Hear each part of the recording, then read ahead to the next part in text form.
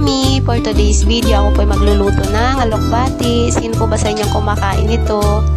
Ang alokbati nga po pala, kaagad kong naiisip kapag wala kaming ulam. Dahil bukod sa may tanim kami nito, napakadali pang iluto. Basta meron ka nga lang po nitong bawang, sibuyas, kamatis at itong sardinas ay solve na po. At ito po atin ang igisa. Painitin lang natin tong mantika at sunod na agad natin tong bawang, sibuyas at kamatis. Hintayin lamang po nating lumambot tong kamatis. Halu-haluin po muna natin at bago natin igisa tong alokbati. Haluin lang po natin ng haluin hanggang sa mapil natin yung ginisang gulay. At then buhos na po natin tong sardinas.